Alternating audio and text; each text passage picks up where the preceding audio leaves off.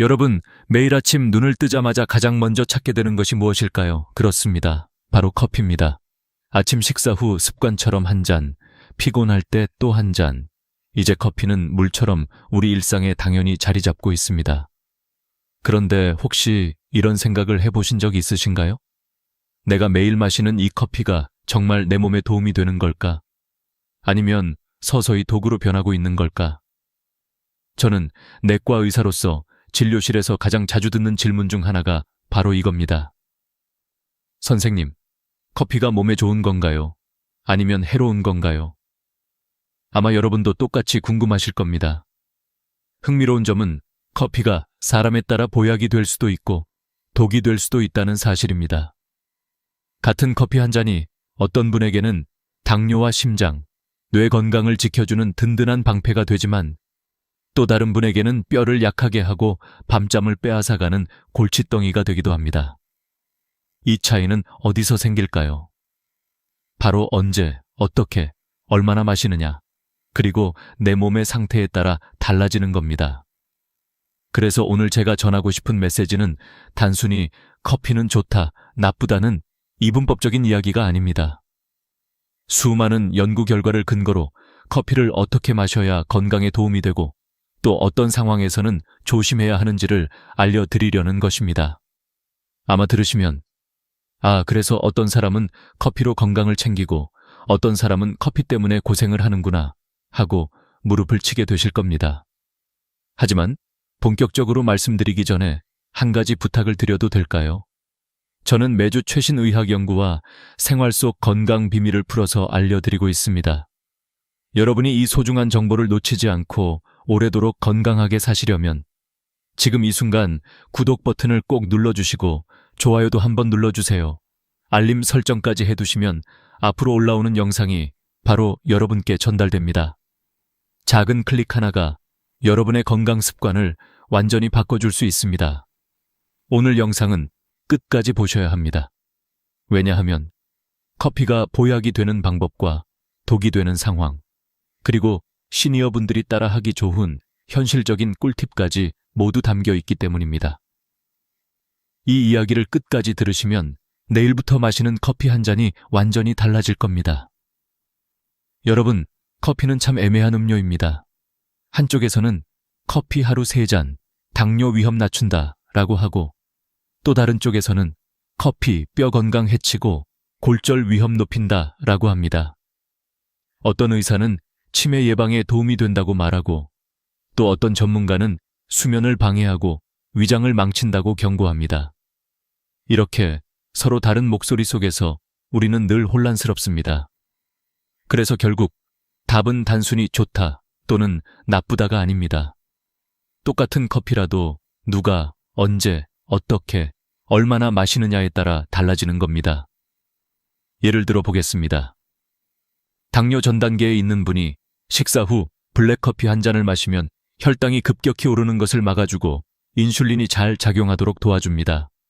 하지만 같은 커피를 골다공증이 심한 60대 여성이 하루 5잔씩 마신다면 칼슘 흡수가 떨어져 골절 위험이 높아질 수 있습니다. 또 오전의 커피는 뇌를 맑게 하고 집중력을 올려주지만 늦은 저녁의 커피는 수면을 방해해 혈압과 혈당 조절에 악영향을 줄 수 있습니다.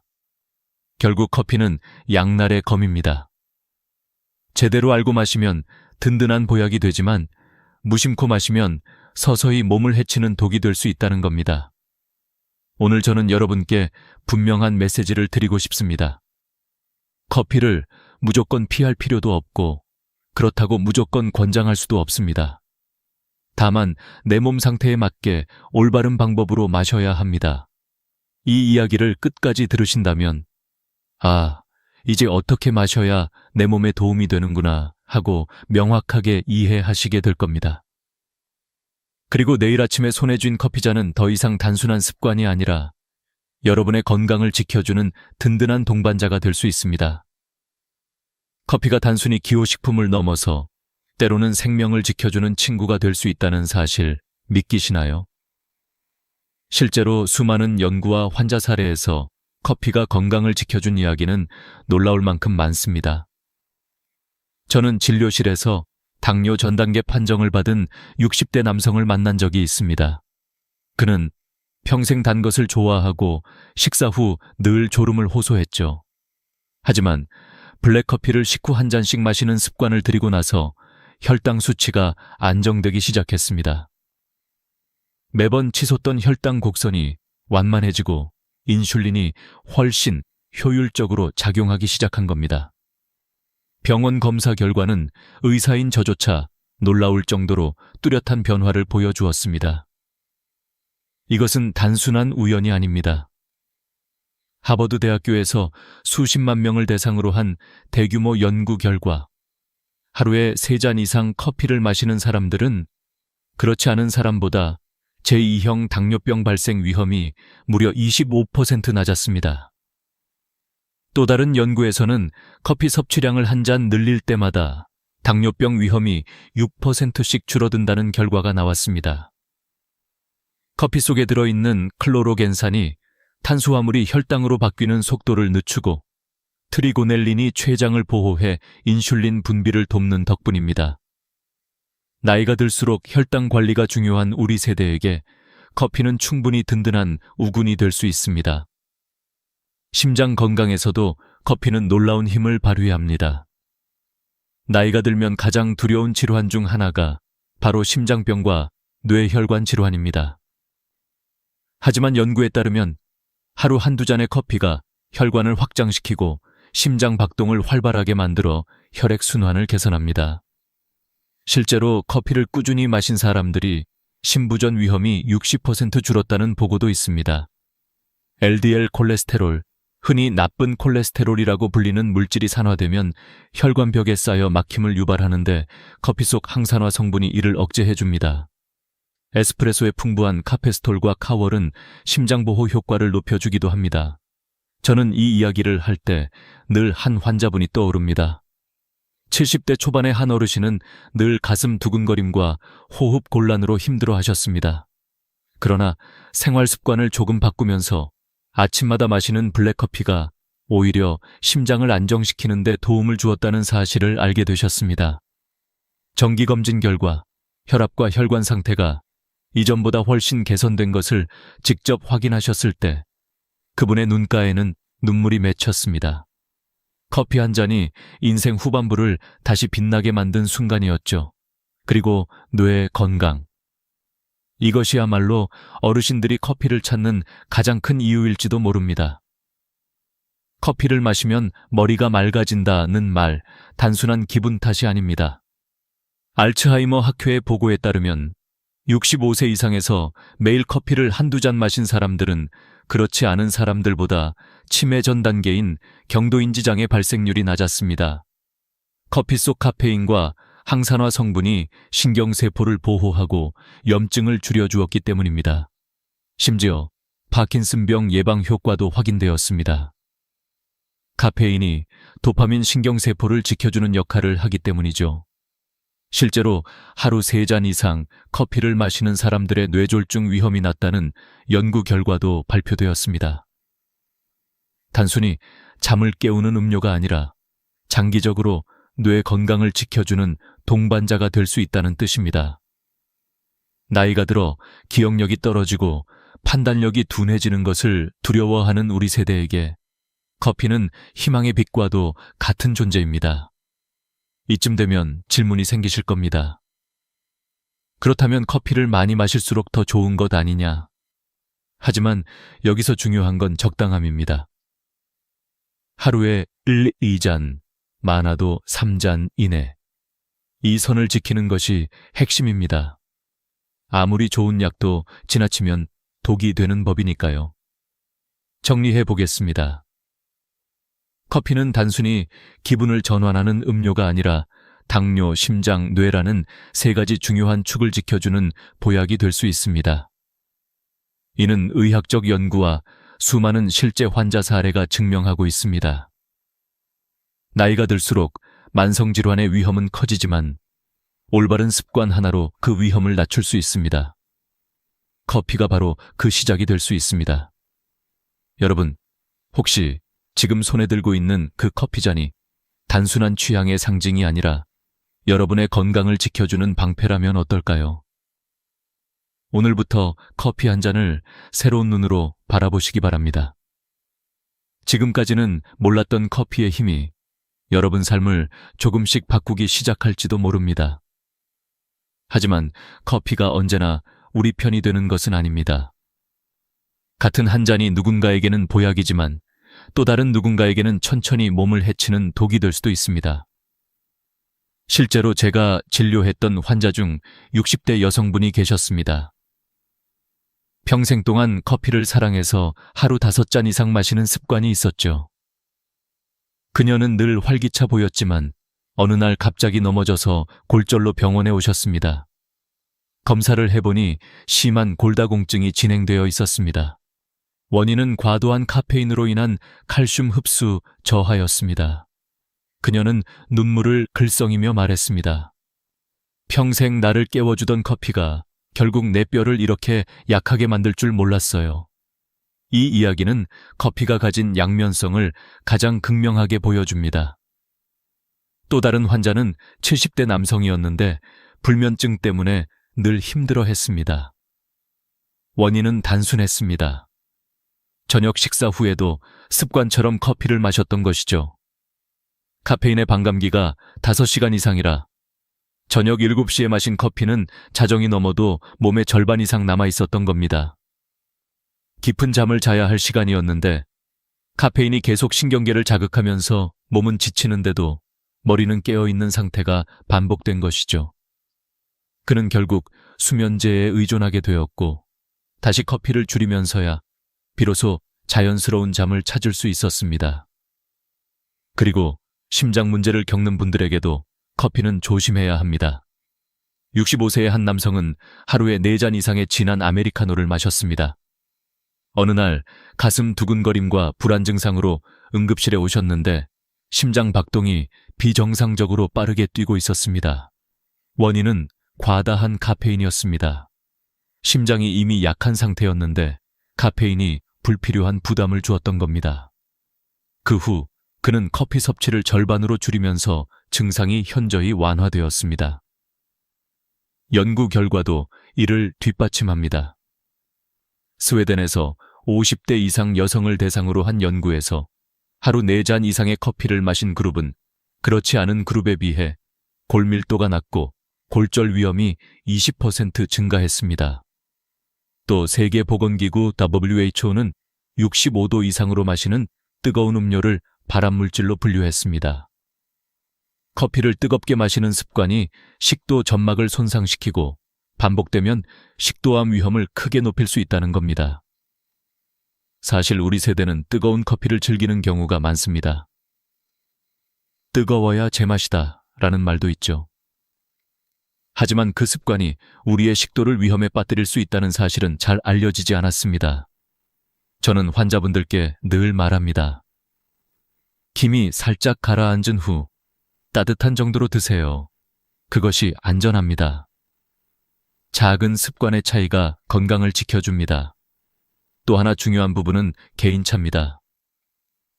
어떤 분은 5잔을 마셔도 아무렇지 않지만 어떤 분은 한 잔만 마셔도 가슴이 두근거리고 손이 떨립니다. 이는 간에서 카페인을 분해하는 속도가 사람마다 다르기 때문입니다.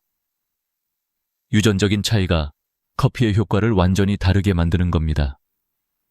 그러니 다른 사람의 습관을 그대로 따라하기보다는 내 몸이 보내는 신호를 세심하게 살피는 것이 필요합니다. 저는 이런 이야기를 드리고 싶습니다. 커피는 친구이자 적입니다.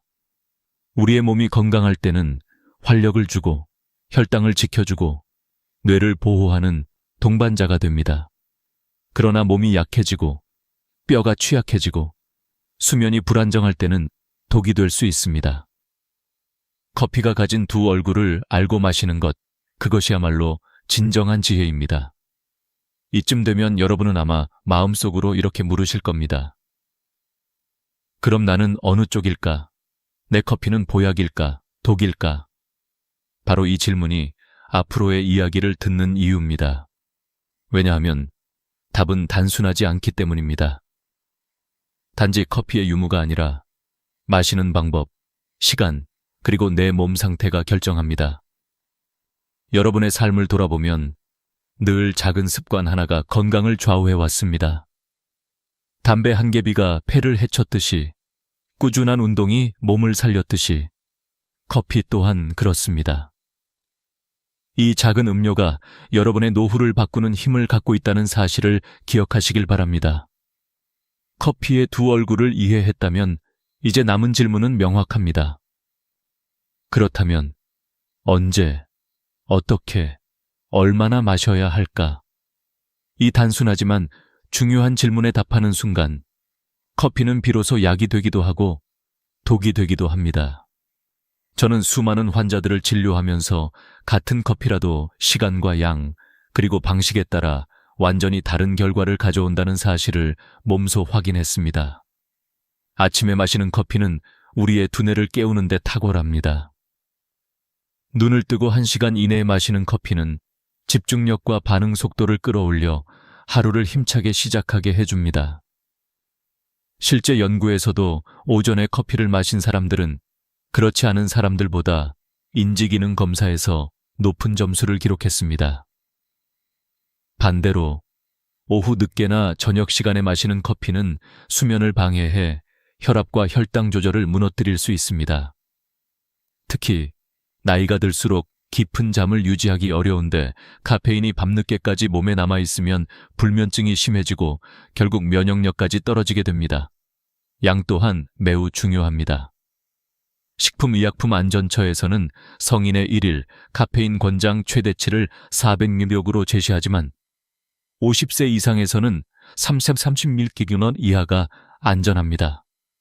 아메리카노 한 잔에 약 150mg의 카페인이 들어있으니 하루 2잔 정도가 적당합니다.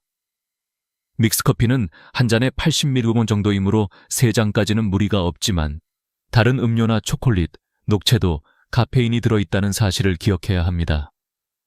결국 전체 섭취량을 합쳐 계산하는 습관이 필요합니다. 저는 환자들에게 이렇게 설명합니다.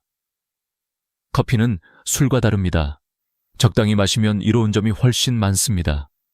그러나 선을 넘는 순간 몸이 바로 신호를 보냅니다. 가슴이 두근거리거나 손이 떨리고 잠이 안 오는 것이 바로 그 신호입니다. 우리 몸이 보내는 작은 메시지를 무시하지 않는 것이 무엇보다 중요합니다. 방식 역시 간과할 수 없습니다. 블랙커피는 혈당과 체중 관리에 부담이 적지만 설탕과 프리마가 들어간 커피는 건강을 해칠 수 있습니다. 특히 나이가 들어 대사 기능이 떨어지면 당분과 포화지방은 체내에 더 큰 부담이 됩니다. 그래서 저는 가능하면 블랙커피를 권장합니다. 하지만 쓴맛이 부담된다면 계피를 곁들이는 것도 좋은 방법입니다. 계피는 혈당 조절에 도움을 주는 성분이 있어 커피의 효능을 강화해 줍니다. 또한 생강을 곁들이면 소화가 잘 안 되는 분들에게 큰 도움이 됩니다. 생강은 위를 따뜻하게 하고 소화 효소 분비를 촉진해 커피 특유의 속쓰림을 완화해 줍니다. 실제로 속이 더부룩해서 커피를 멀리하던 분들이 생강을 살짝 곁들이자 부담 없이 즐길 수 있었다는 사례도 있습니다. 꿀을 조금 더하면 면역력이 떨어진 분들에게는 더할 나위 없는 조합이 됩니다. 단, 당뇨가 있는 분이라면 당분을 주의해야겠지요. 커피 온도도 중요한 요소입니다. 많은 분들이 김이 펄펄 나는 뜨거운 커피를 선호하지만 WHO가 65도 이상 음료를 발암물질로 분류했다는 점을 기억해야 합니다. 식도는 위장처럼 강한 방어막이 없기 때문에 뜨거운 음료가 지날 때 점막이 반복적으로 손상될 수 있습니다. 따라서 따뜻하거나 미지근한 상태에서 마시는 것이 훨씬 안전합니다. 이 모든 요소들을 정리하면 답은 단순합니다. 시간은 오전, 양은 하루 2잔, 방식은 블랙 혹은 건강한 조합, 온도는 따뜻하게. 이 4가지 원칙만 지키면 커피는 충분히 건강을 지켜주는 동반자가 될 수 있습니다. 저는 늘 환자분들께 이렇게 말합니다. 커피를 마시느냐 마시지 않느냐가 중요한 게 아닙니다. 어떻게 마시느냐가 중요합니다. 똑같은 커피 한 잔이라도 올바른 시간과 방법으로 마시면 약이 되고 잘못된 시간과 방법으로 마시면 독이 됩니다. 바로 이것이 커피가 가진 양날의 검의 진실입니다. 여러분, 오늘 아침에 드셨던 커피를 떠올려 보세요. 혹시 점심 이후에도 또 한 잔을 마셨나요? 혹은 저녁에 TV를 보며 습관적으로 드셨나요? 그 사소한 차이가 내일의 건강을 결정합니다. 커피는 우리 삶의 리듬 속에 깊이 들어와 있습니다. 그렇기 때문에 더 지혜롭게 다루어야 합니다. 지금 이 순간부터라도 기억하시기 바랍니다. 커피는 단순한 음료가 아닙니다. 시간과 양, 방식과 온도를 아는 순간, 그것은 삶을 지켜주는 강력한 도구가 됩니다. 그리고 그 지혜를 아는 사람과 모르는 사람의 노후는 분명히 달라질 것입니다. 커피가 우리 삶 속에 깊이 들어와 있다는 사실을 인정한다면 이제는 그것을 어떻게 하면 더 건강하게 즐길 수 있을지를 고민해야 합니다. 단순히 줄이고 피하는 것이 아니라 커피를 나의 몸에 맞게, 내 삶에 맞게 바꾸는 지혜가 필요합니다. 저는 환자분들께 현실적인 방법들을 제안하면서 작은 습관 하나가 큰 변화를 만든다는 사실을 늘 강조합니다. 첫째, 블랙커피 하루 2잔. 이것이 가장 기본적인 원칙입니다. 설탕이나 프리마가 들어간 커피는 혈당과 체중 관리에 부담을 주기 때문에 되도록 피하시는 것이 좋습니다. 블랙커피는 카페인의 긍정적인 효과를 살리면서 불필요한 열량을 줄여줍니다. 특히 오전에 2잔 정도 마시는 습관은 집중력 향상과 혈당 안정에 도움이 됩니다. 한 연구에서는 아침에 커피를 마신 그룹이 오후나 저녁에 마신 그룹보다 숙면의 질이 훨씬 더 높게 나타났습니다. 둘째, 계피를 곁들이는 방법입니다. 커피의 쓴맛이 부담스럽다면 계피가루 반 티스푼을 더해보세요. 계피는 예로부터 혈당 조절에 좋은 식재료로 알려져 있습니다. 실제로 제2형 당뇨 환자에게 계피 추출물을 섭취하게 했더니 공복 혈당과 당화혈 색소 수치가 개선되는 결과가 보고되었습니다.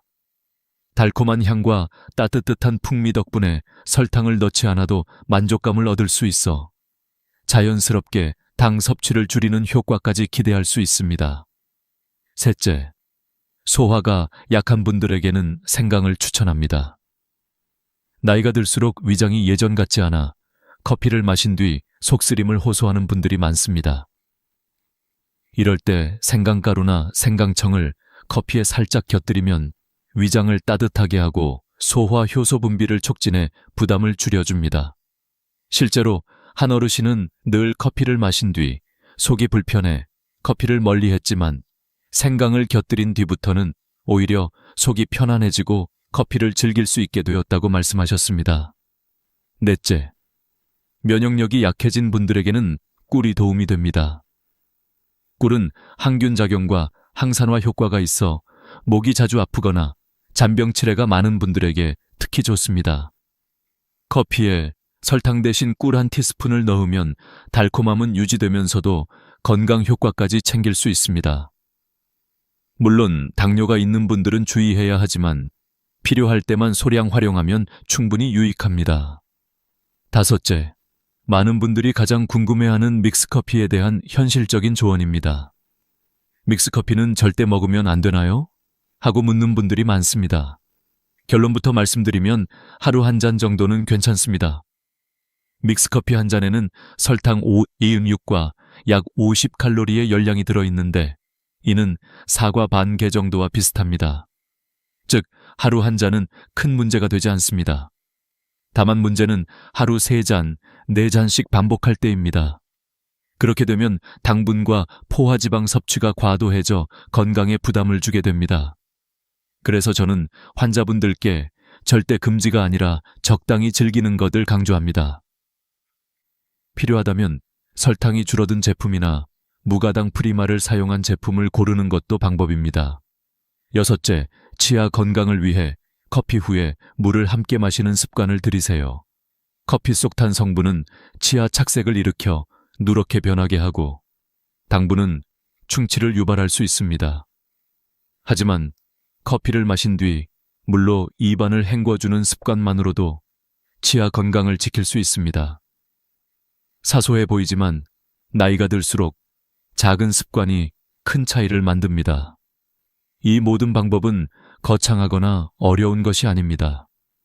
계피 반 티스푼, 생강 조금, 꿀 한 숟가락, 그리고 커피 후 물 한 잔.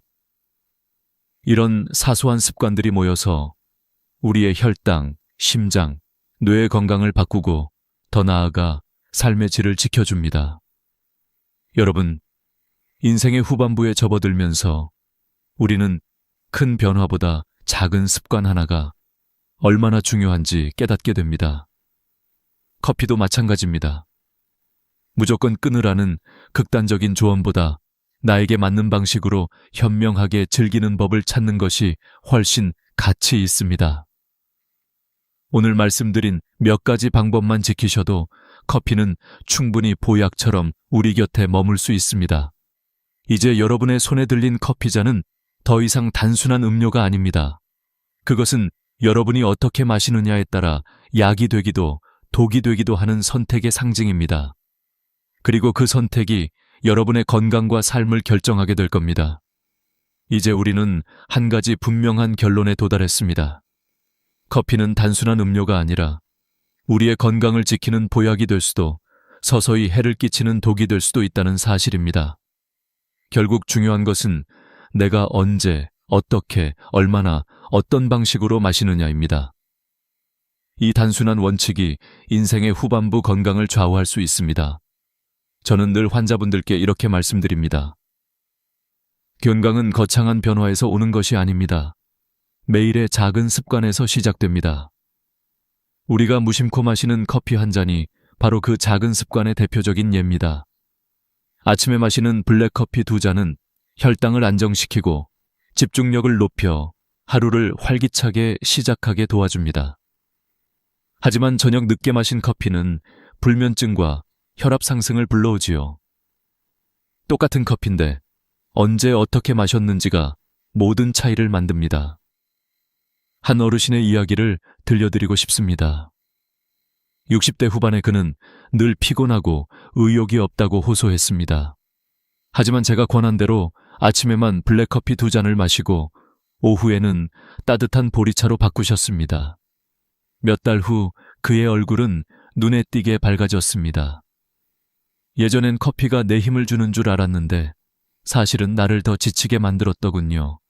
이제는 내 몸이 원하는 방식으로 마시니 하루가 달라졌습니다.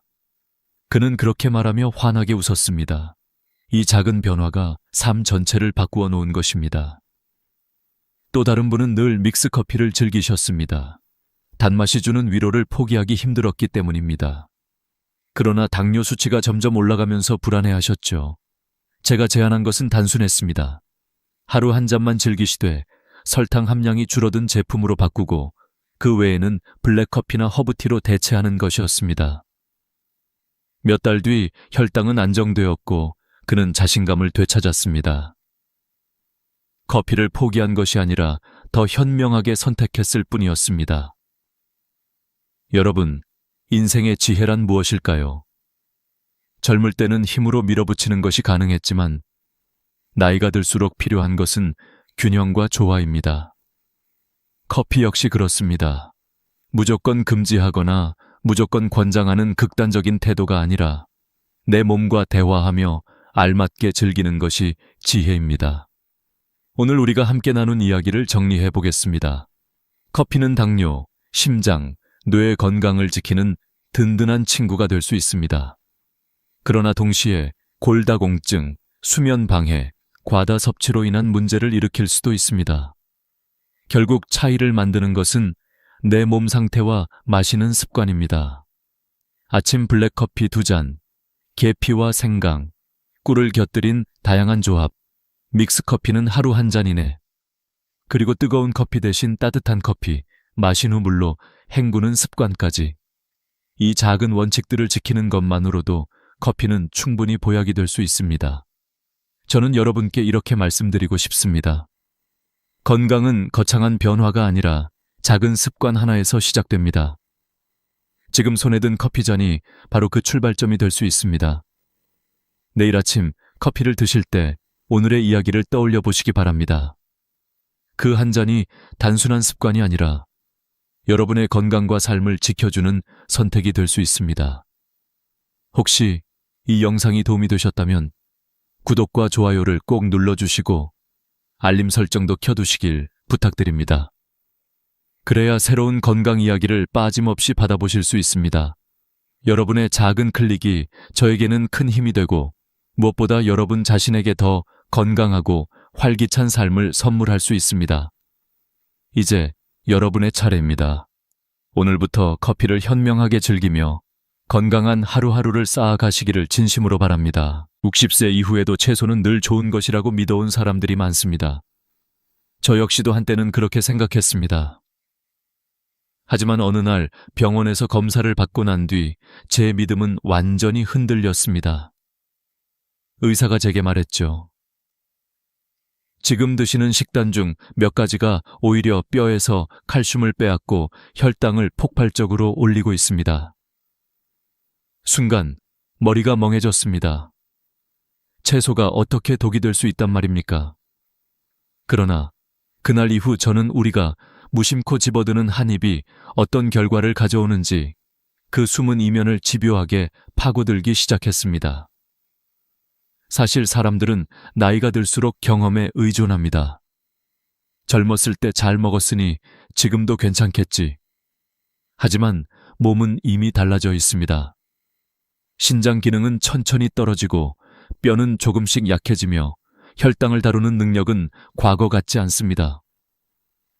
바로 이때 특정 채소가 은밀히 우리 건강을 갉아먹습니다. 더 무서운 건 이 채소들이 슈퍼푸드라는 이름을 달고 마트 한가운데 당당히 놓여 있다는 점입니다. 누군가의 장바구니 속에 어쩌면 오늘 저녁 당신의 밥상 위에 올라와 있을 수도 있습니다. 제가 기억하는 한 어르신은 늘 이렇게 말했습니다. 나이 들면 채소만 많이 먹으면 된다더라. 그는 매일 아침 신선한 샐러드와 주스를 챙겨 드셨습니다. 그런데 어느 날 갑작스레 허리를 붙잡고 쓰러지셨습니다. 병원에서는 신장결석 진단을 내렸습니다. 더 충격적인 건 원인 중 하나가 바로 그가 건강하다 믿으며 매일 먹던 채소였다는 사실입니다. 이 이야기는 결코 특별한 사례가 아닙니다. 바로 옆집에서도, 당신 가족에게도, 심지어 당신 자신에게도 일어날 수 있는 일입니다. 왜 이런 일이 벌어질까요? 이유는 단순합니다. 채소 속에는 우리가 미처 알지 못한 성분들이 숨어 있기 때문입니다. 옥살산, 렉틴, 알칼로이드, 그리고 높은 혈당 부하 같은 것들 말입니다. 젊을 때는 몸이 강해서 이런 성분들을 어느 정도 처리해냈습니다. 하지만 60세를 넘어서면 상황이 달라집니다. 신장은 노폐물을 배출하는 속도가 느려지고 장은 더 민감해지며 인슐린은 예전처럼 힘을 발휘하지 못합니다. 결국 그동안은 문제없던 채소가 어느 순간부터 독이 되어 다가오는 것입니다. 여기서 중요한 사실 하나, 식품업계는 이런 위험을 굳이 말하지 않습니다. 혼란이 계속될수록 사람들이 더 많이 사니까요. 슈퍼푸드라는 멋진 이름, 항산화라는 화려한 광고 문구 뒤에 가려진 진실은 소비자 스스로 밝혀내야만 합니다. 그리고 바로 지금 우리가 그 진실을 마주할 시간입니다. 여러분은 혹시 이런 경험을 하신 적이 있습니까? 샐러드를 먹고 나서 괜히 속이 더부룩하다거나 아침에 일어나면 관절이 더 뻣뻣하다거나 식사 후 갑자기 졸음이 몰려와 몸이 무겁게 느껴진 적이요. 흔히 나이 들어서 그렇다고 치부하지만 사실은 특정 채소가 보낸 신호일 수도 있습니다. 그 신호를 무시하다 보면 어느 날 갑자기 큰 병으로 이어질 수 있습니다. 저는 여러분께 두 가지 이야기를 약속드리고 싶습니다. 첫째, 반드시 피해야 할 4가지 채소를 알려드리겠습니다. 그 채소들은 겉으로는 우리를 지켜주는 듯 보이지만 실제로는 뼈를 약하게 만들고 혈당을 요동치게 하며 심지어 독립적인 삶을 위협합니다. 둘째, 그 대신 매일 먹어야 할 4가지 채소도 소개하겠습니다. 이 채소들은 피부와 뼈를 지켜주고 관절을 유연하게 만들며 혈관까지 보호하는 진정한 동맹입니다. 이제부터 들려드릴 이야기는 단순한 영양 정보가 아닙니다. 한 세대를 살아온 어른들의 경험과 최신 연구가 교차하는 지점에서 건져 올린 진실입니다. 그것은 바로 어떤 채소를 선택하느냐에 따라 우리의 노년이 무너질 수도 있고 반대로 빛날 수도 있다는 사실입니다. 그러니 끝까지 함께해 주십시오. 지금부터 하나씩 우리가 믿어온 신화를 깨뜨리고 새로운 시각을 열어보겠습니다. 이 이야기를 다 듣고 나면 내일 아침 장바구니에 무엇을 담을지 전혀 다르게 보실 겁니다. 첫 번째로 마주할 채소는 겉보기엔 붉고 건강해 보이지만 사실은 신장과 뼈에 조용히 흉터를 남기는 채소입니다. 바로 그 이야기를 이어가겠습니다. 비트는 겉으로 보기에 참 매력적인 채소입니다. 선홍빛 색깔이 혈액을 깨끗하게 해줄 것 같고 실제로 많은 사람들이 혈압을 낮추기 위해 일부러 비트를 먹습니다. 저 역시 처음에는 비트 주스 한 잔이 혈관을 뻥 뚫어준다는 광고 문구를 곧이곧대로 믿었던 사람 중 하나였습니다. 하지만 진짜 이야기는 그 뒤에 숨어 있었습니다. 나이가 들수록 비트는 우리 몸에 은밀한 짐을 남깁니다. 비트 속에는 옥살산이라는 성분이 많습니다. 옥살산은 칼슘과 결합해 날카로운 결정체를 만듭니다. 젊을 때는 신장이 이를 잘 배출하지만 60세를 넘어서면 사정이 달라집니다. 신장 기능은 점점 느려지고 그 결과 이 결정체가 몸속에 쌓여 결국 신장결석을 만들 수 있습니다. 신장결석을 경험해 보신 분들은 아실 겁니다. 작은 돌멩이 하나가 소변기를 막을 때 찾아오는 그 극심한 통증, 마치 날카로운 유리 조각이 몸속을 찌르는 듯한 고통을요. 많은 어르신들이 원인을 알지 못한 채 이 고통을 겪습니다. 하지만 그 뿌리에는 매일 먹던 비트가 자리 잡고 있을 수 있습니다. 이뿐만이 아닙니다. 옥살산은 칼슘 흡수를 방해합니다. 칼슘은 뼈를 지탱하는 기둥 같은 존재인데 옥살산은 마치 도둑처럼 그 길목을 막아섭니다. 아무리 우유를 마시고 보충제를 먹어도 옥살산이 많은 식단을 유지한다면 칼슘은 뼈까지 가지 못합니다. 결과는 뻔합니다. 뼈가 약해지고 작은 충격에도 쉽게 골절이 일어나며 회복도 더뎌집니다. 나이가 들수록 넘어짐이 치명적이라는 건 누구나 아는 사실입니다. 그런데 우리가 스스로 뼈를 허물고 있었다면 얼마나 억울한 일입니까? 실제로 2014년 신경학 연구에서는 옥살산이 많은 음식을 섭취한 사람들이 소변 내 옥살산 수치가 40% 이상 증가했고 신장결석 위험도 눈에 띄게 높아진다는 결과가 나왔습니다. 또 다른 연구들은 옥살산 섭취가 많은 경우 칼슘 흡수율이 급격히 떨어진다는 점을 반복적으로 확인했습니다. 즉, 비트는 혈압에는 도움이 될 수 있지만 동시에 뼈와 신장에는 독이 될 수 있는 양날의 검입니다. 이쯤 되면 질문이 생깁니다. 그럼 비트를 완전히 끊어야 하나요? 정답은 균형입니다. 비트를 가끔 즐기는 건 괜찮습니다. 하지만 매일, 그것도 건강식이라 믿고 대량으로 섭취하는 건 피해야 합니다. 특히 신장에 이미 문제가 있거나 골다공증 위험이 높은 분들은 더 조심해야 합니다. 실제로 병원에서는 신장결석 환자들에게 옥살산 함량이 높은 채소를 제한하라고 권합니다. 비트뿐만 아니라 시금치, 루바브 같은 채소도 같은 부류에 속합니다. 그렇다면 대안은 무엇일까요? 다행히도 해답은 멀리 있지 않습니다. 아르굴라, 즉 루꼴라와 샐러리가 있습니다. 이 두 채소는 비트처럼 질산염이 풍부해 혈관을 이완시켜 혈압을 안정시키는 효과가 있습니다. 그러나 옥살산 함량은 훨씬 낮아 신장과 뼈에 부담을 덜 줍니다. 아르굴라는 씁쓸한 맛 덕분에 샐러드에 풍미를 더해주고, 샐러리는 수분과 섬유질이 풍부해 소화를 돕습니다. 실제로 고혈압 환자들을 대상으로 한 연구에서 샐러리를 꾸준히 섭취한 그룹은 수축기 혈압이 평균 7mmHg 낮아졌다는 결과도 있습니다. 즉, 비트를 대신할 수 있는 안전한 선택지가 이미 우리 손에 있다는 뜻입니다. 저는 어느 70대 어르신의 이야기를 기억합니다. 그분은 매일 아침 비트 주스를 마셨는데 어느 날 갑자기 신장결석으로 응급실에 실려갔습니다. 이후 의사 권유로 아르굴라와 샐러리를 식단에 추가했는데 몇 달 만에 혈압이 안정되고 더 이상 신장 문제도 생기지 않았습니다. 그는 말했습니다. 나는 비트가 나를 살린 줄 알았는데 알고 보니 나를 괴롭히고 있었더군. 이 말은 우리 모두에게 중요한 교훈을 줍니다. 습관처럼 먹던 것이 언제나 옳지는 않다는 겁니다. 여러분, 여기서 가장 중요한 건 매일이라는 단어입니다. 비트는 가끔 즐기는 음식으로 두면 됩니다. 문제는 매일 섭취하는 습관이 우리 몸을 서서히 갉아먹는다는 사실입니다. 그저 좋다는 말만 믿고 습관을 만들면 어느 날 예상치 못한 대가를 치르게 됩니다.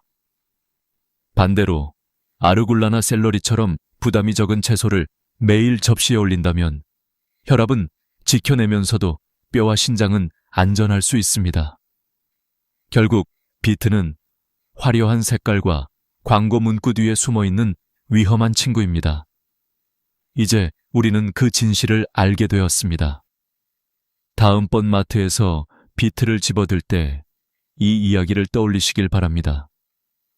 매일이 아닌 가끔, 습관이 아닌 선택, 이것이 비트를 대하는 현명한 태도입니다. 그리고 이제 또 다른 채소로 시선을 옮겨야 할 때입니다. 겉보기엔 그저 샐러드에 들어가는 평범한 채소지만 속으로는 조용히 염증을 키우고 근력을 빼앗는 주범, 바로 초록피망의 이야기입니다. 초록피망은 우리 식탁에 아주 흔하게 오르는 채소입니다. 샐러드에도 볶음 요리에도 샌드위치에도 빠지지 않습니다. 초록빛이 주는 신선함과 저렴한 가격 덕분에 마트에서 무심코 담게 되는 채소 중 하나지요.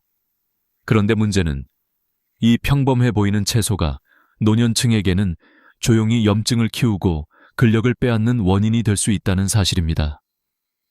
초록피망 속에는 렉틴이라는 성분이 숨어 있습니다.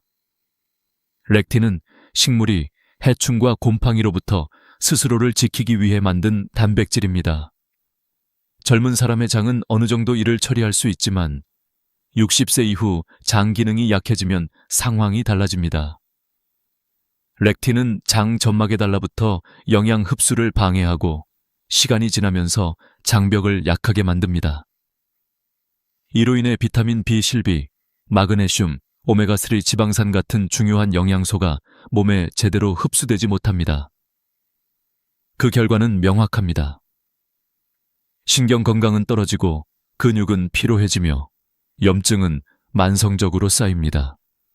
어느 68세 남성 환자의 사례가 있습니다.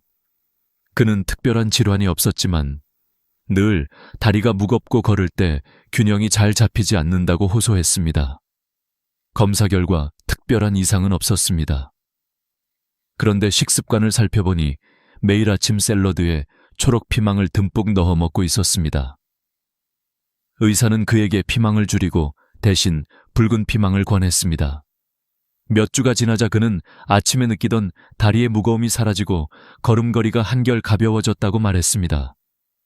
그저 채소 하나 바꿨을 뿐인데 몸이 달라지더군요. 이 경험은 작은 습관이 얼마나 큰 차이를 만드는지 보여줍니다. 렉틴의 위험은 눈에 잘 드러나지 않습니다. 그저 속이 더부룩하거나 아침에 관절이 조금 뻣뻣하거나 머리가 무겁게 느껴질 수 있습니다. 사람들은 흔히 나이가 들어서 그렇다고 넘기지만 사실은 식탁 위 작은 채소가 보낸 신호일 수 있습니다.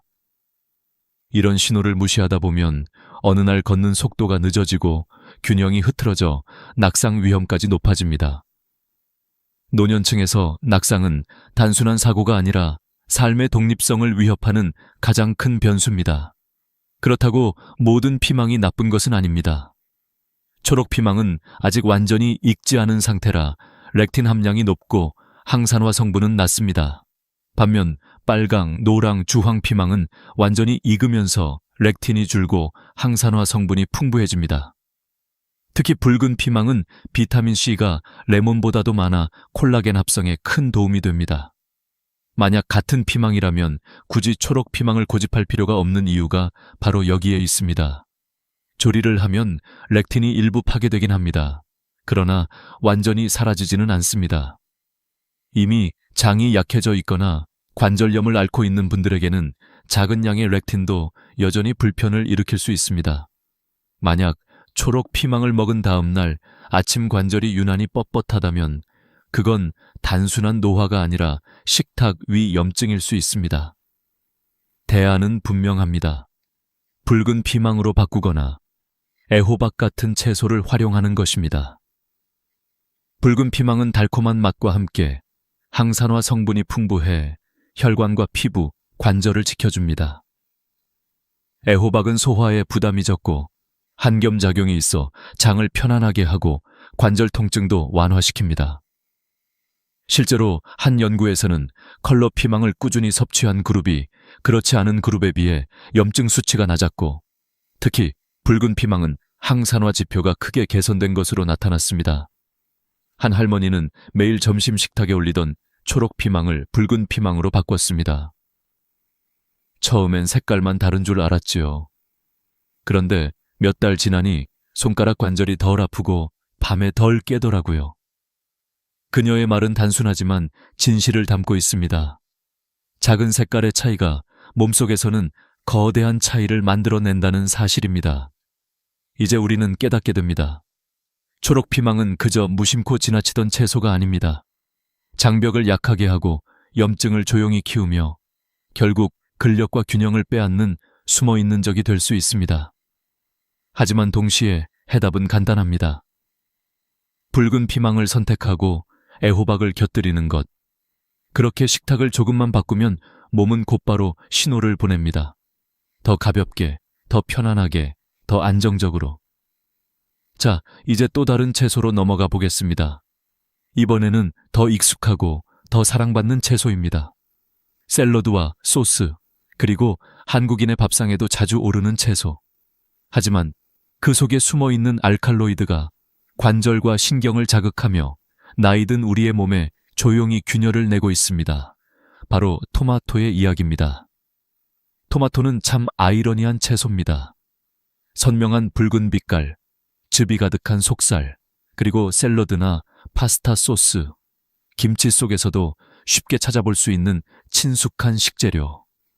많은 사람들이 토마토를 건강의 상징처럼 여깁니다. 실제로 토마토에는 리코펜 같은 항산화 성분이 풍부해 혈관과 피부에 도움이 된다는 연구도 많습니다.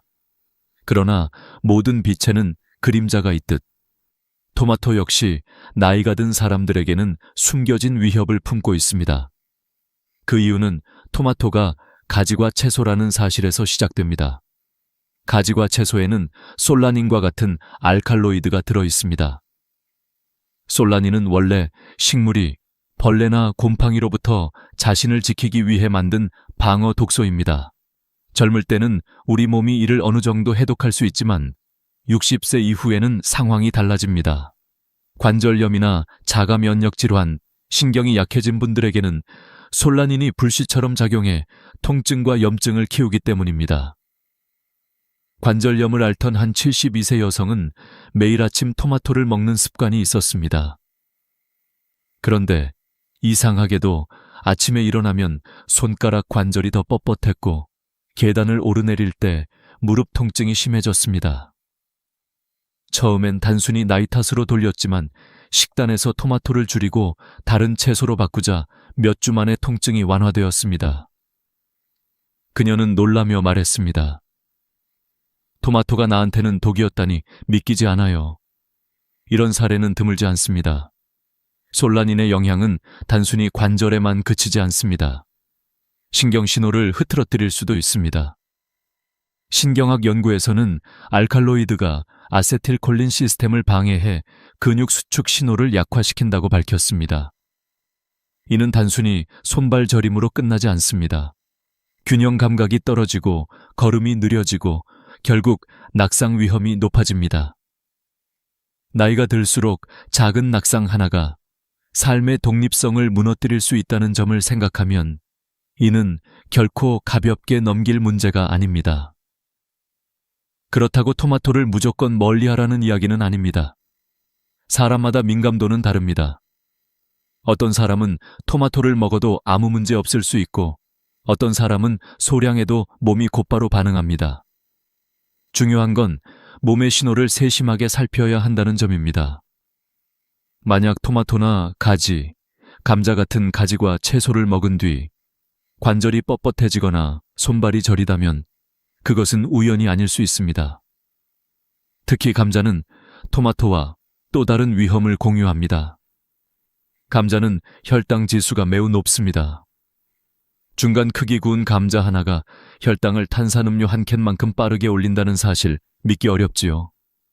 하지만 연구들은 이를 반복적으로 확인했습니다.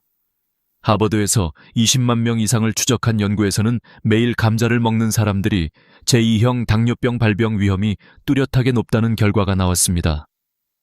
감자튀김을 자주 먹는 경우 그 위험은 무려 33%나 증가했습니다. 문제는 여기에 그치지 않습니다. 인슐린 민감성이 떨어진 노년층에서 혈당이 급격히 오르면 췌장은 더 많은 인슐린을 내보내야 합니다. 시간이 지나면 췌장은 지쳐버리고 결국 당뇨병 문턱에 다다르게 됩니다. 당뇨는 단순히 혈당만의 문제가 아닙니다. 신경 손상을 가속하고 혈관을 좁히고 심장 질환 위험을 높입니다. 게다가 솔라닌까지 겹치면 관절염과 신경 문제까지 한꺼번에 짊어지게 됩니다. 하지만 여기에도 길은 있습니다. 첫째, 감자를 주식처럼 매일 먹는 습관을 줄이는 것입니다. 대신 콜리플라워나 당근, 파스닙 같은 뿌리 채소로 구워 먹으면 비슷한 포만감을 주면서 혈당 부담은 훨씬 낮습니다. 둘째, 감자를 먹더라도 삶은 형태로 그리고 단백질이나 섬유질이 풍부한 음식과 함께 먹으면 혈당 상승을 조금 늦출 수 있습니다. 마지막으로 감자튀김 같은 기름에 튀긴 형태는 반드시 피해야 합니다. 토마토 역시 무조건 끊기보다는 몸이 허락하는 범위 안에서 조절하는 지혜가 필요합니다. 토마토를 꼭 먹고 싶다면 소량만 섭취하고 올리브유 같은 건강한 지방이나 오메가3가 풍부한 생선과 함께 먹으면 염증 반응을 완화할 수 있습니다. 중요한 건 내 몸의 목소리를 듣는 것입니다. 어떤 날은 괜찮아도 어떤 날은 통증이 심하다면 그것은 이미 답을 주고 있는 것입니다. 결론적으로 토마토와 감자는 우리에게 친숙하고 맛있는 음식이지만 60세 이후에는 관절과 신경, 혈당에 조용히 균열을 내는 촉발제가 될 수 있습니다. 몸이 보내는 작은 신호들을 무시하지 말아야 합니다. 그것이 단순히 불편함인지 아니면 경고음인지 구분하는 눈을 갖는 순간 우리의 노년은 더 안전해질 수 있습니다. 이제 우리는 4가지 위험한 채소를 모두 살펴보았습니다. 신장을 무겁게 하는 비트, 장을 자극하는 초록피망, 관절과 신경을 건드리는 토마토, 그리고 혈당을 폭발시키는 감자. 하지만 절망할 필요는 없습니다. 모든 채소가 적은 아닙니다. 오히려 어떤 채소들은 우리 몸을 지켜주는 강력한 방패가 됩니다. 바로 콜라겐을 만들고 보호해 피부와 뼈, 관절을 튼튼히 해주는 진정한 동맹들입니다. 이제부터는 그 희망의 채소들을 하나씩 살펴보겠습니다. 앞서 우리는 조심해야 할 채소들을 보았습니다. 그러나 희망은 있습니다. 모든 채소가 우리 몸을 해치는 것은 아니며 어떤 채소들은 오히려 피부의 콜라겐을 지켜주고 뼈를 단단하게 하고 관절을 유연하게 만드는 든든한 동맹이 되어줍니다. 노년의 삶을 밝히는 진짜 무기는 멀리 있는 비싼 보충제가 아니라 바로 눈앞에 있는 채소일지도 모릅니다. 첫 번째로 떠오르는 채소는 브로콜리입니다. 아이들은 접시 위에서 브로콜리를 밀어내기 일쑤지만 사실 브로콜리는 노년층에게 가장 강력한 보호막이 될 수 있습니다. 브로콜리에는 비타민C가 풍부합니다. 비타민C는 콜라겐 합성에 반드시 필요한 영양소로 뼈와 관절, 피부와 혈관을 지탱하는 삼중나선 구조를 안정화하는 열쇠입니다. 잘 익힌 브로콜리 한 컵만으로도 하루 필요량의 대부분을 충족할 수 있습니다. 게다가 비타민 K규가지 풍부해 칼슘을 뼈에 단단히 고정시키도록 돕습니다. 비타민 C와 K가 함께 작용하면 피부는 탄탄해지고 뼈는 쉽게 부러지지 않는 견고함을 얻습니다. 여기에 설포라판이라는 특별한 성분이 더해집니다. 설포라판은 브로콜리를 썰거나 살짝 데칠 때 생성되는 물질로 염증을 일으키는 효소의 작용을 막아줍니다. 덕분에 관절이 서서히 파괴되는 속도를 늦추고 이미 손상된 콜라겐도 더 오래 지켜줍니다. 실제로 관절염 연구에서도 설포라판은 연골 손상을 늦추는 효과가 확인되었습니다. 이것이야말로 음식이 약이 된다는 증거입니다. 두 번째는 케일입니다. 한때는 그저 장식용으로 쓰이던 채소였지만 지금은 슈퍼푸드로 불립니다. 케일은 비타민C와 K의 보고입니다. 생케일 한 컵에 들어있는 비타민 K는 하루 권장량의 몇 배를 훌쩍 넘습니다. 덕분에 칼슘이 뼈에 잘 고정되어 골절 위험을 낮추는 데 탁월합니다. 또한 베타카로틴, 루테인, 지아잔틴 같은 항산화 성분이 풍부해 피부와 눈, 혈관을 노화로부터 지켜줍니다. 실제로 K를 자주 섭취한 노년층은 피부의 수분 유지력이 더 높고 고관절 골절 위험이 낮다는 연구 결과가 있습니다. 세 번째는 오크라입니다. 한국에서는 아직 낯설 수 있지만 이 채소의 힘은 무시할 수 없습니다.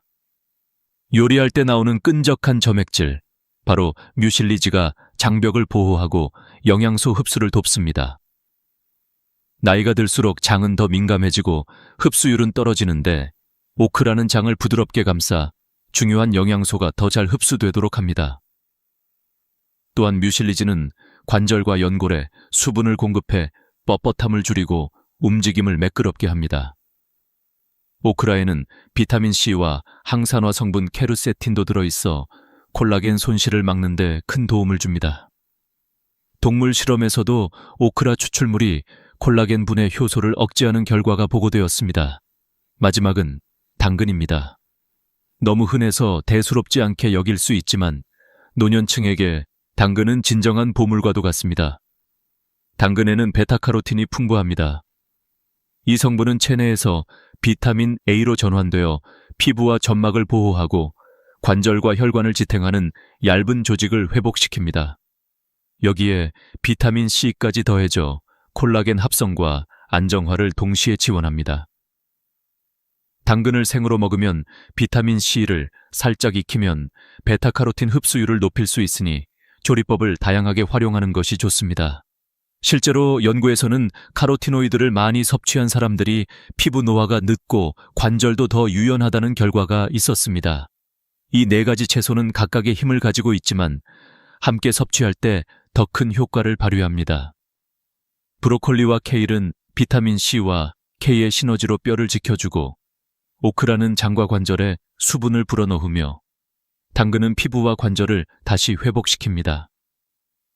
특히 조리법과 조합이 중요합니다. 브로콜리를 3분간 살짝 찌고 케일은 올리브유와 함께, 당근은 기름에 볶아 먹으면 영양 흡수율이 극대화됩니다. 여기에 오크라는 수프나 찜 요리에 넣어 부드럽게 즐기면 됩니다. 결국 우리가 피해야 할 채소가 있다면 반드시 챙겨야 할 채소도 있습니다. 비트와 감자 대신 브로콜리를, 초록 피망 대신 붉은 피망과 케일을, 낯설지만 힘 있는 오크라를, 그리고 언제나 곁에 있는 당근을 선택하십시오. 이 네 가지는 단순히 음식이 아니라 우리의 뼈와 피부, 관절과 혈관을 지켜주는 강력한 수호자입니다. 이제 남은 것은 단순한 지식이 아닙니다. 어떻게 이 채소들을 일상에 녹여낼 것인지 그리고 어떻게 몸의 변화를 확인할 것인지입니다. 마지막으로 실천 가능한 7일 루틴을 통해 우리의 생활 속에 이 진실을 불어넣는 방법을 나누겠습니다. 지금까지 우리는 위험한 채소 4가지와 반드시 챙겨야 할 채소 4가지를 보았습니다. 하지만 알면서도 실천하지 않으면 변화는 일어나지 않습니다. 그래서 마지막으로는 실제로 따라할 수 있는 7일 실천 계획을 드리려 합니다. 단순히 좋다, 나쁘다가 아니라 어떻게 식탁 위에 적용하고 몸의 변화를 확인할 수 있는지를 알려드리는 것이 중요하기 때문입니다. 첫째 날, 냉장고를 열어 확인하는 것부터 시작합니다. 비트, 초록피망, 감자, 토마토 같은 채소가 매일 식탁에 올라오고 있지 않은지 점검합니다. 이 채소들을 완전히 버리라는 뜻은 아닙니다. 다만 매일 먹는 습관을 멈추고 가끔 즐기는 선택으로 바꾸어야 합니다. 동시에 장바구니에 브로콜리, 케일, 오크라, 당근을 새롭게 채워 넣습니다. 마트의 진열대 앞에서 잠시 멈추어 오늘 배운 내용을 떠올리는 것, 그것이 변화의 첫걸음입니다. 둘째 날에는 아침 식단을 바꿉니다. 늘 먹던 감자 대신 브로콜리를 살짝 찌고 올리브유 몇 방울을 뿌려 곁들여 보십시오. 점심에는 케일 샐러드를 준비합니다. 단, 드레싱은 가볍게 레몬즙과 올리브유로만. 저녁에는 당근을 살짝 볶아 반찬으로 올립니다. 하루가 끝날 때쯤 몸이 훨씬 가볍게 느껴질지도 모릅니다. 셋째 날에는 오크라를 시도해 봅니다. 한국에서는 다소 낯설 수 있지만 요즘은 마트에서도 어렵지 않게 구할 수 있습니다. 오크라를 살짝 데쳐 된장국이나 수프에 넣어보세요. 점액질이 국물에 녹아 장을 부드럽게 감싸주고 소화가 한결 편안해집니다. 만약 관절이 자주 뻣뻣하다면 이 작은 변화가 놀라운 차이를 만들 수 있습니다. 넷째 날에는 몸의 신호를 기록해 봅니다.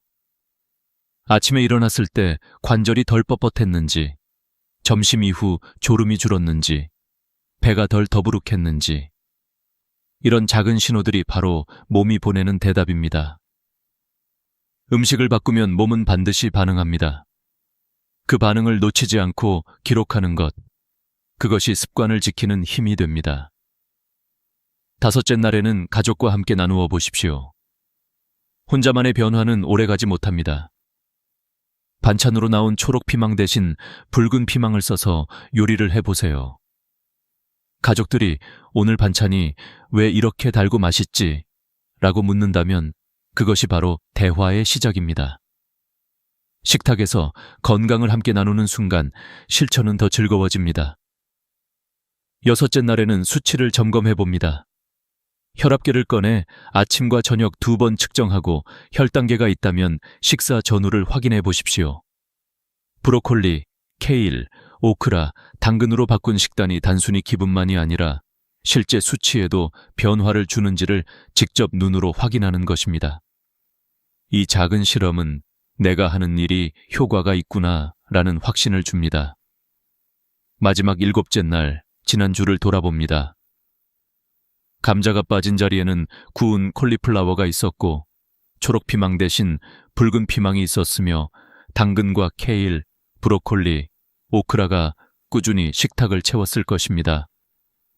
몸이 더 가볍게 느껴졌는지, 아침에 관절이 덜 아팠는지, 혹은 가족과의 식탁 대화가 조금 더 활기찼는지, 변화는 바로 이런 작은 경험 속에서 쌓입니다.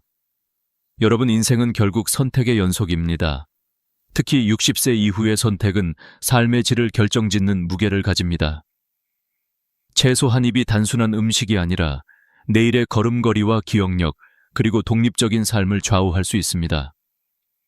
오늘 배운 4가지 위험한 채소와 4가지 보호 채소, 그리고 7일 실천 계획을 기억하십시오.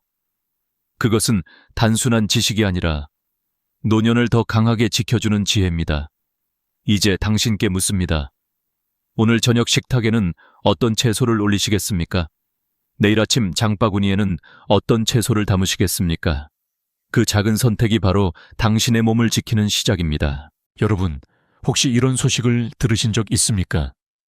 머지않아 대한민국 국민 3명 가운데 1명이 65세 이상이 된다는 사실 말입니다. 이건 단순히 뉴스 속 숫자가 아닙니다. 우리의 눈앞에 떨어질 커다란 시한폭탄이죠. 아침에 눈을 뜨고 버스 정류장에 나가면 3사람 중 1사람은 흰머리 어르신일 수 있는 세상.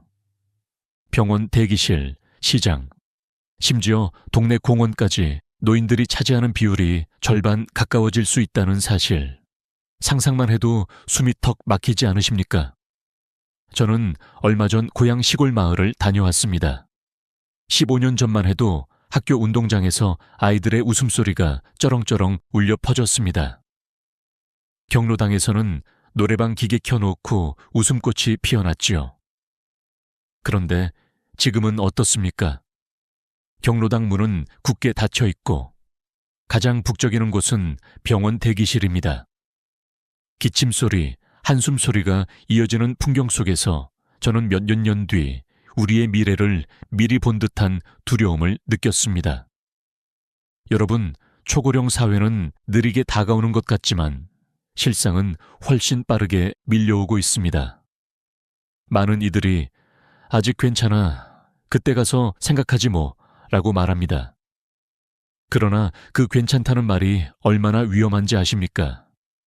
시계 바늘은 이미 움직이고 있고 우리는 그 속에서 살아가고 있습니다. 준비하지 않은 채로 맞닥뜨리는 순간 그것은 단순한 변화가 아니라 위기로 다가옵니다. 제가 오늘 전하려는 이야기는 두려움만 주려는 것이 아닙니다. 오히려 희망을 심어주려는 것입니다. 왜냐하면 늙는 것은 피할 수 없는 일이지만 어떻게 늙을지는 우리가 선택할 수 있기 때문입니다.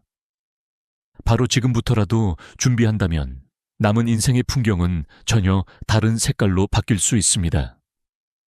통계청에 따르면 우리나라는 2025년에 이미 유엔이 정의한 초고령 사회 기준을 넘어섰습니다. 65세 이상 인구가 전체의 4%를 넘는 사회. 그게 바로 우리가 사는 현실입니다. 일본은 이 단계에 도달하는데 36년이 걸렸지만 우리는 단 26년 만에 도착했습니다. 세계에서 가장 빠르게 늙는 나라, 그것이 바로 한국입니다. 이 사실 하나만으로도 우리는 지금 얼마나 큰 파도 앞에 서 있는지 알 수 있습니다. 여러분, 그 파도가 단순히 먼 바다에서 밀려오는 게 아닙니다. 이미 우리 발목까지 찰랑찰랑 차오르고 있습니다. 병원 예약이 예전보다 훨씬 늦어지고 간병인을 구하려면 1달 이상을 기다려야 한다는 이야기를 주변에서 심심찮게 듣게 됩니다. 그리고 혼자 사는 노인의 수가 10년 만에 2배 이상 늘어났습니다. 이건 뉴스 속의 숫자가 아니라 우리 이웃집, 바로 옆집에서 벌어지고 있는 현실입니다. 저는 여기서 한 가지 질문을 던지고 싶습니다. 여러분은 준비가 되어 있습니까? 건강을 지키기 위한 작은 습관, 은퇴 이후를 위한 재정 계획, 디지털 기술을 익히는 작은 노력, 가족 안에서의 대화와 합의. 이 4가지를 지금 당장 시작하지 않는다면 미래는 우리를 기다려주지 않습니다. 그러나 여러분, 두려움 속에만 머물 필요는 없습니다. 일본, 덴마크, 그리고 일부 우리 지역 사회가 이미 보여주고 있듯이 답은 존재합니다. 그리고 그 답은 거창한 것이 아니라 우리가 오늘 저녁 당장 할 수 있는 작은 실천에서 시작됩니다. 지금은 단순한 경고가 아니라 행동을 요구하는 시간입니다. 병원 대신 공원에서, 병상 대신 여행지에서, 외로움 대신 웃음 속에서 노후를 맞이하고 싶다면 준비는 오늘부터 시작해야 합니다. 오늘 영상에서 제가 전하고 싶은 첫 번째 메시지는 바로 이것입니다. 초고령 사회라는 거대한 파도는 이미 밀려오고 있고 그 파도를 어떻게 탈지는 오직 우리 손에 달려 있다는 사실입니다. 이제 저는 여러분을 조금 더 깊은 이야기로 안내하고자 합니다. 왜 우리나라가 이렇게 빠르게 늙어가고 있는지, 그리고 그 속도가 어떤 결과를 불러올 것인지, 그 다음 단계에서 우리는 반드시 그 진실을 마주해야 합니다. 여러분, 이제 본격적으로 왜 우리나라가 이렇게 빠르게 늙어가고 있는지 그 이유를 살펴봅시다. 사실 고령화는 어느 나라에서나 피할 수 없는 흐름입니다. 하지만 한국은 그 속도가 유난히 가파릅니다. 일본이 초고령 사회에 도달하는데 36년이 걸렸다면 우리는 불과 26년 만에 같은 지점에 도착했습니다. 단 10년 이상 차이가 나는 이 속도의 차이는 단순히 숫자의 문제가 아닙니다. 앞으로 10년, 20년 뒤 우리의 삶 전반을 바꿔놓을 무게입니다. 왜 이렇게 빠를까요? 첫 번째 이유는 바로 출산율입니다. OECD 평균 출산율이 1.6 정도인데 한국은 0.7 이하로 떨어져 세계 최저 수준에 머무르고 있습니다. 결혼을 늦추거나 하지 않는 젊은 세대가 늘고 아이를 낳더라도 한 명에서 멈추는 경우가 많습니다. 사회 구조가 변하면서 아이 울음소리가 점점 사라진 것이지요. 아이가 태어나지 않으면 결국 일할 사람, 세금을 낼 사람이 줄어들 수밖에 없습니다. 두 번째 이유는 기대 수명의 증가입니다. 한국인의 평균 기대 수명은 이미 83세를 넘어섰습니다.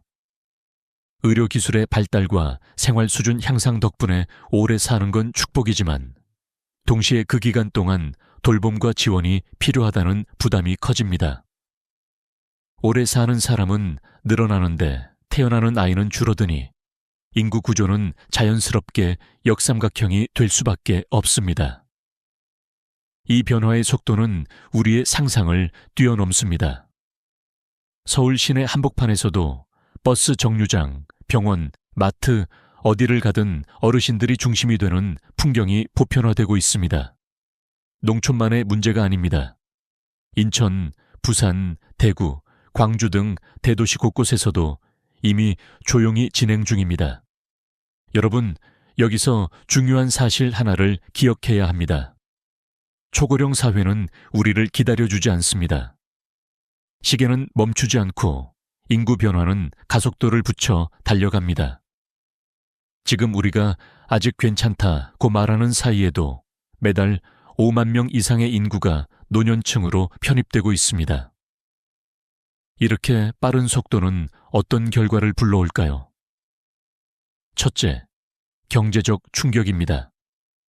일할 세대가 줄어들면 세금을 낼 사람도 줄어듭니다. 동시에 의료와 복지에 들어가는 비용은 폭발적으로 늘어나겠죠. 결국 젊은 세대는 더 많은 세금을 부담해야 하고 연금 제도는 버티기 어려워질 수 있습니다. 지금 45-50대 세대가 은퇴할 무렵 제대로 연금을 받지 못할지도 모른다는 불안이 현실이 됩니다. 둘째, 의료 시스템의 붕괴 위기입니다. 이미 일부 지역에서는 병원 예약이 2주 이상 밀리고 간병인을 구하려면 한 달 이상 기다려야 하는 경우가 많습니다.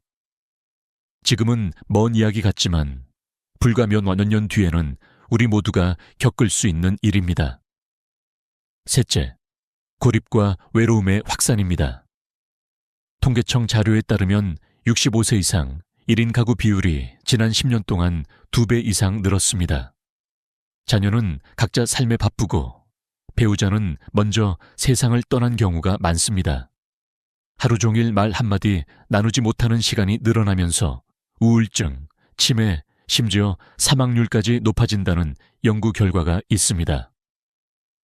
여러분, 제가 강조하고 싶은 건 이 변화가 뉴스 속 숫자에 그치지 않는다는 점입니다. 이미 우리의 일상 속에서 체감되고 있고 그 속도는 더욱 빨라질 것입니다. 자동차 브레이크가 고장난 채로 내리막길을 달리는 것과 같은 상황. 우리가 지금 바로 핸들을 잡지 않으면 곧바로 충돌이라는 위기를 맞게 됩니다. 그렇다면 질문이 생깁니다. 이 빠른 속도 앞에서 우리는 무엇을 준비해야 할까요? 단순히 두려워하기만 해서는 안 됩니다. 지금부터라도 개인, 가족, 사회가 함께 대응한다면 늦지 않았습니다. 다른 나라의 사례에서 답을 찾을 수도 있습니다. 여러분, 다음 이야기는 바로 그 해답을 향한 길입니다. 일본과 북유럽의 선택, 그리고 우리가 배울 수 있는 지혜. 거기서 우리는 한 줄기 빛을 발견할 수 있을 것입니다. 여러분, 이제부터는 그 빠른 변화가 우리의 삶에 어떤 파장을 주는지 더 깊게 들여다보겠습니다. 사실 초고령 사회의 무게는 단순히 통계 속 수치가 아니라 개인과 가족, 그리고 사회 전체를 동시에 흔드는 거대한 힘입니다. 눈에 잘 보이지 않지만 우리 일상 곳곳에 스며들어 있는 보이지 않는 짐이죠. 저는 이 짐을 보이지 않는 무게라고 부르고 싶습니다. 먼저 개인 차원입니다. 나이가 들면 가장 먼저 찾아오는 건 고립감입니다. 퇴직과 동시에 사회적 연결망은 빠르게 끊어집니다. 회사 동료와 연락이 끊기고 자녀들은 바쁜 삶 속에서 얼굴 보기가 어려워집니다. 어느 순간 하루 종일 아무와도 대화하지 못한 채 시간을 보내는 자신을 발견하게 됩니다. 심리학에서는 이를 사회적 단절이라고 부르는데 이 단절이 길어지면 우울증, 인지 기능 저하, 그리고 치매 위험이 급격히 높아집니다. 영국의 한 연구에 따르면 사회적 교류가 거의 없는 노인의 사망률은 그렇지 않은 노인보다 30% 이상 높다고 합니다. 외로움이 단순한 감정이 아니라 생명을 위협하는 요소가 되는 것입니다. 두 번째는 가족 차원입니다.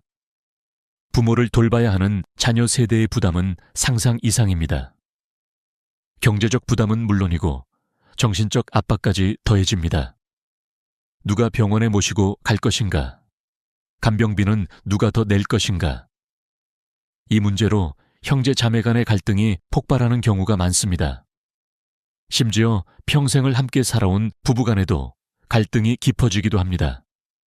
부모 본인 역시 자녀에게 미안함과 고마움 사이에서 심리적 고통을 겪게 됩니다. 결국 가족이라는 울타리 안에서 갈등의 불씨가 번지고 수십 년간 쌓아온 정이 한순간에 무너지는 사례도 적지 않습니다. 세 번째는 사회 차원입니다. 복지 예산은 눈덩이처럼 불어나지만 그 비용을 감당할 젊은 세대는 줄어듭니다. 내 세금은 다 어디로 가는 거냐? 라는 불만이 젊은 층에서 터져 나오고 우리가 살아온 세월을 왜 이렇게 무시하느냐? 는 억울함이 노년층에서 쌓입니다. 이 갈등은 단순한 돈 문제가 아니라 세대 간 신뢰 자체를 무너뜨립니다. 사회의 근본적인 결속력이 흔들리는 것입니다. 저는 여기서 한 가지 현실적인 장면을 떠올립니다. 어느 시골 마을의 병원 대기실 풍경입니다. 환자 대부분이 70세 이상 어르신이었고 대기 시간은 2~3시간 이상이었습니다. 진료를 기다리며 나누는 대화는 기침소리와 한숨으로 가득했습니다. 그런데 이 풍경은 더 이상 시골만의 이야기가 아닙니다. 서울 강남의 종합병원에서도 예약은 몇 주씩 밀리고 진료받는 시간보다 기다리는 시간이 더 길어졌습니다.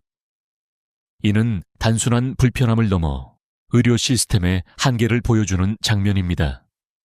더 큰 문제는 우리가 이 변화를 과소평가한다는 점입니다.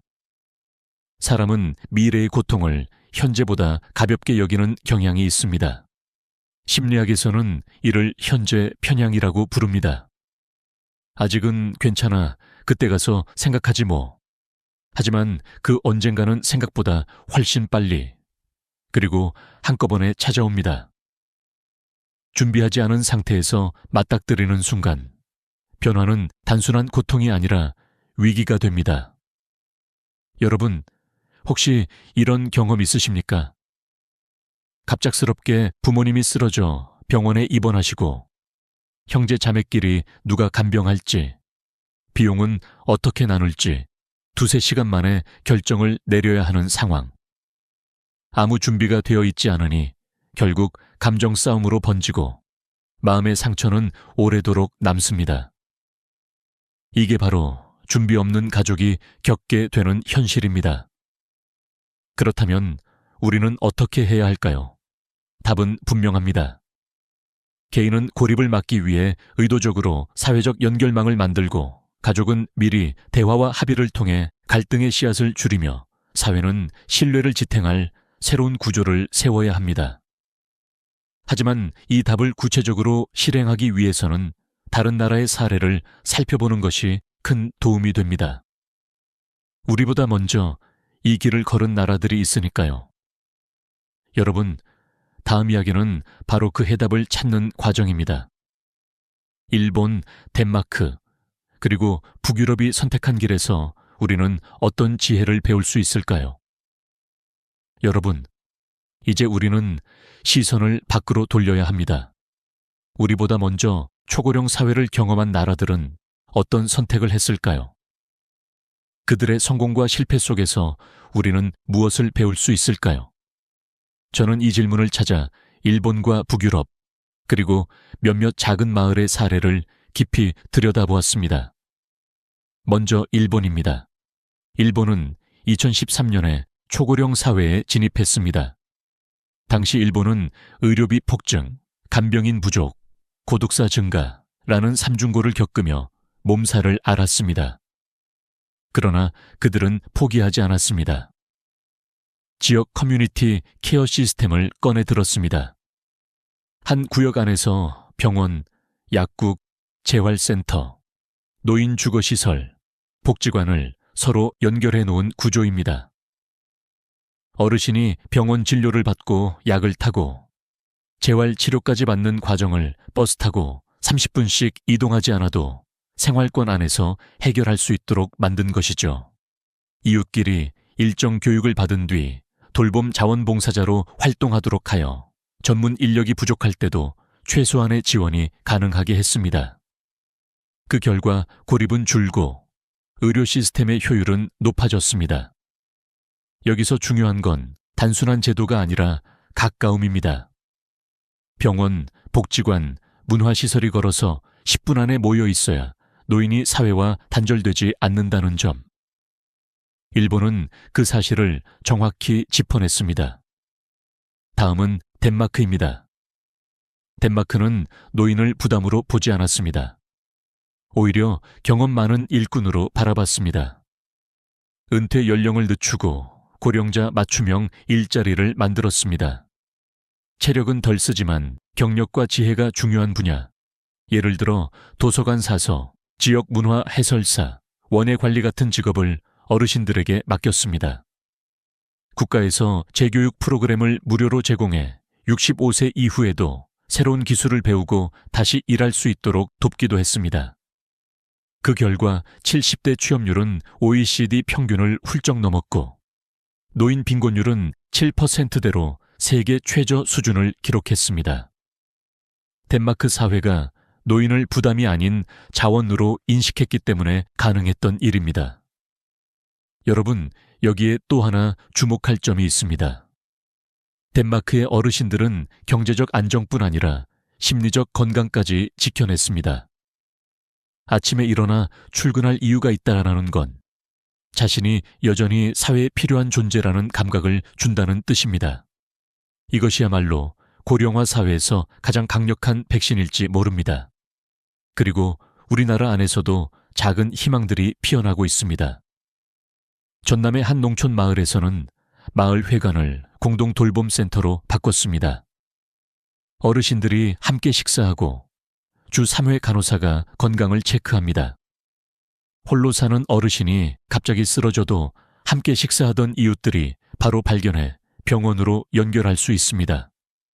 또 경기도 일부 지자체에서는 실버 창업 지원 프로그램을 운영합니다. 전통 먹거리 판매, 수공예, 소규모 텃밭 재배 등 작지만 안정적인 수익을 낼 수 있는 아이템을 지원하고 판매처까지 연결해 줍니다. 여러분, 이 모든 사례에는 3가지 공통점이 있습니다.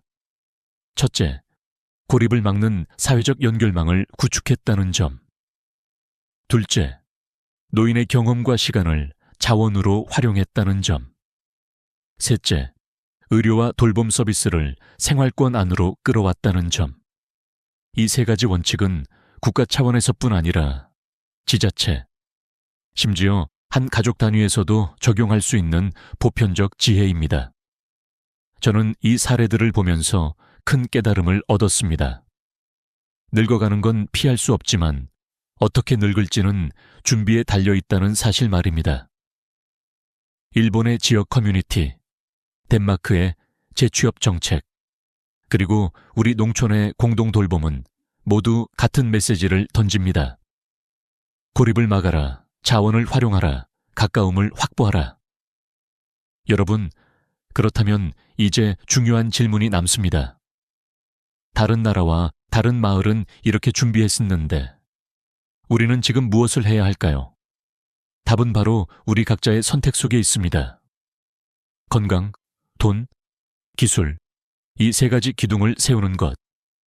이것이 앞으로 다가올 폭풍을 견딜 수 있는 토대가 될 것입니다.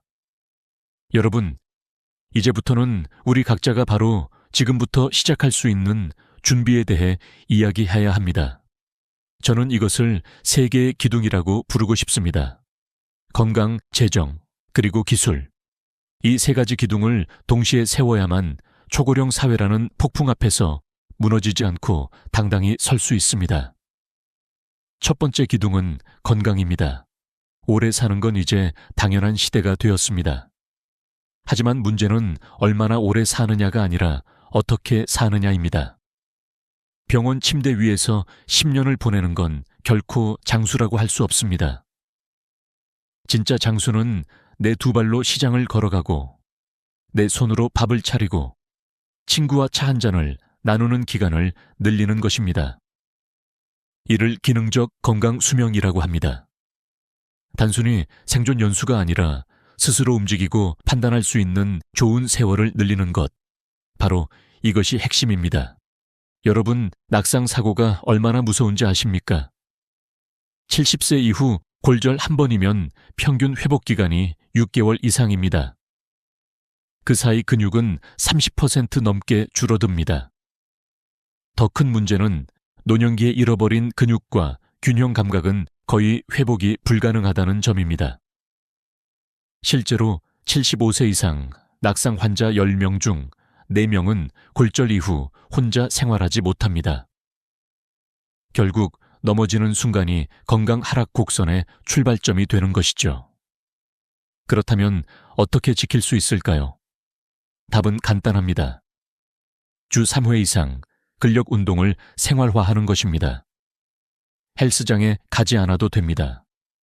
물통, 탄력밴드, 의자만 있어도 집에서 충분히 가능합니다.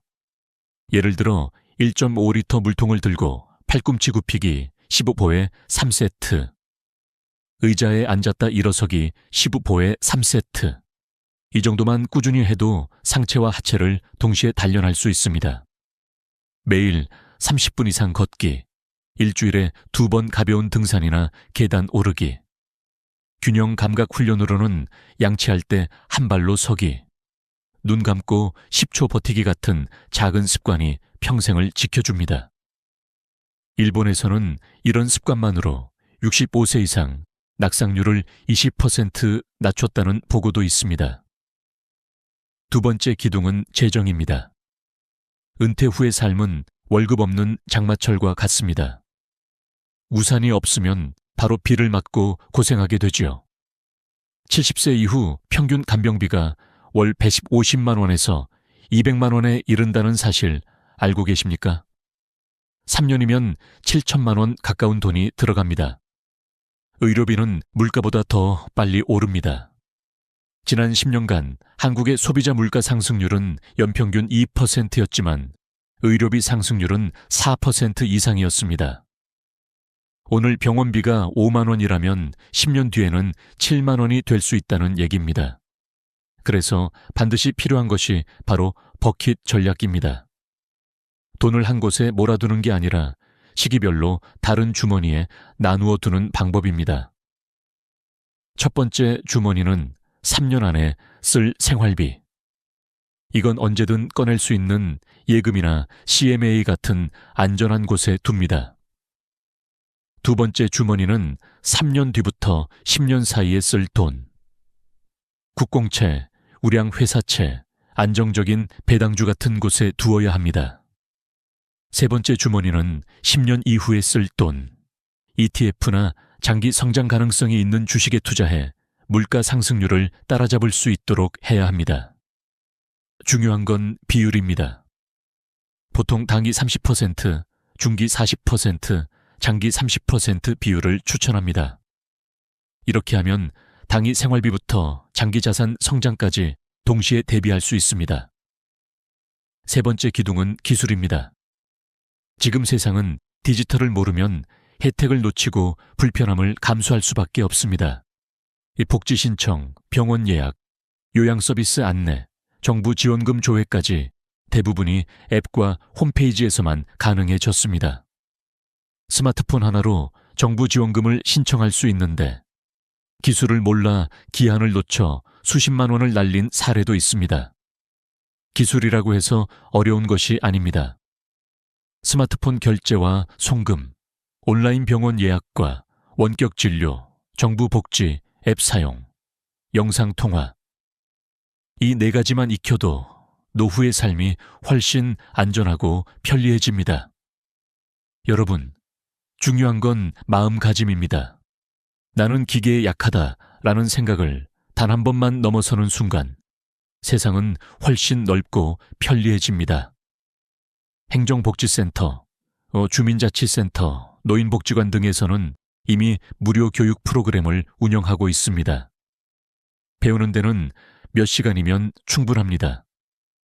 배우지 않는다면 평생 불편함과 손해가 따라옵니다. 건강, 돈, 기술. 이 세 가지 기둥을 세우는 건 거창한 것이 아닙니다. 작은 습관, 작은 계획, 작은 배움이 모여 10년 뒤, 20년 뒤를 지켜줍니다. 지금 당장 한 줄이라도 적어보십시오.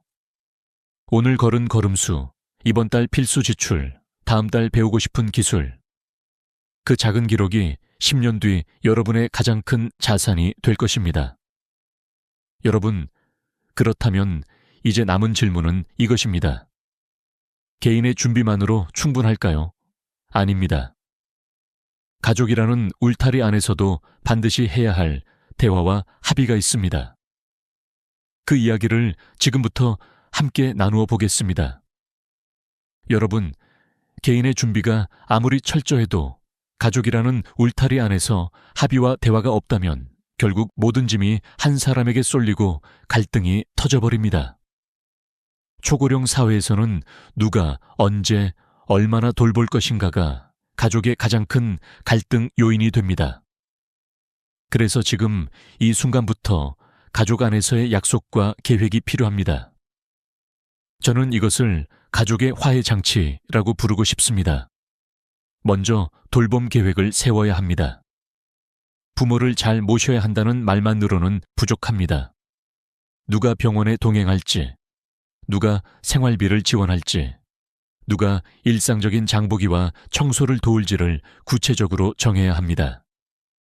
여러분, 혹시 가족끼리 이런 대화를 나눠본 적 있습니까? 막연하게 우리가 다 같이 하자라고만 하면 결국 현실에서는 불만이 쌓이고 갈등으로 번집니다. 역할을 나누어 표로 정리하고 그 내용을 글로 남겨두는 것. 이것이 첫걸음입니다. 여기서 중요한 건 문서화입니다. 가족 간 합의를 말로만 끝내면 기억은 다르게 남고 감정이 얽히면 그때 그렇게 말하지 않았잖아 라는 싸움이 시작됩니다. 그러나 A4 용지 한 장에 합의 내용, 날짜, 서명만 적어두어도 분쟁 가능성을 70% 이상 줄일 수 있습니다. 법적 효력이 없더라도 글씨로 남은 약속은 기억보다 훨씬 강합니다. 가족끼리도 돈과 재산이 얽히면 의외로 돌변하는 경우가 많다는 사실을 우리는 주변에서 이미 많이 보아왔습니다. 또 하나 중요한 것은 상속, 증여, 연명 치료 여부 같은 민감한 주제입니다. 사람은 갑작스러운 상황에서 감정에 휘둘리기 쉽습니다.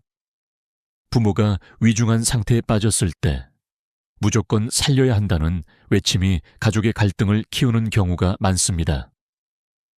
하지만 미리 연명 치료 여부를 기록해두면 가족은 죄책감과 갈등 속에서 울부짖지 않아도 됩니다.